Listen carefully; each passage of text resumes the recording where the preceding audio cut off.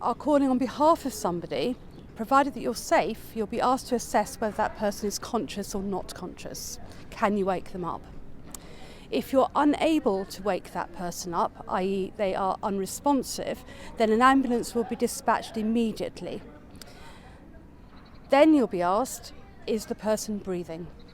If the answer is no, the person is not breathing, so they're unresponsive and not breathing, then you'll be told that they need resuscitation. You'll be asked to put your phone on speakerphone, and you'll be guided through what to do in order to provide CPR. It's a three-pronged process. We also have public access defibrillator awareness campaign, which will be introduced very shortly, and the kids CPR, which is the education department introducing CPR within the curriculum. I mean, and this obviously married to the whole defibrillators across town that was introduced a number of years ago.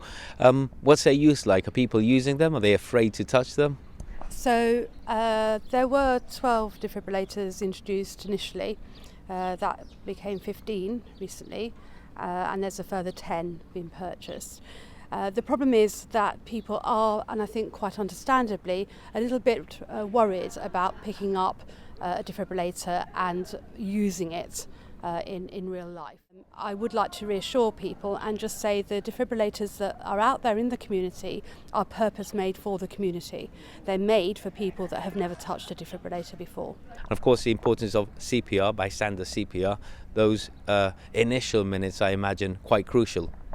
Yes, by all means. Well, CPR by itself may not restart a heart. It buys the time for the ambulance service to get there and assist the patients.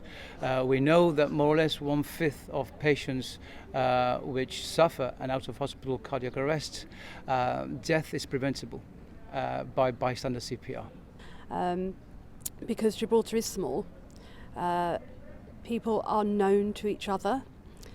So if you canvass the community, you'll probably find that everyone knows somebody that has had a sudden cardiac arrest.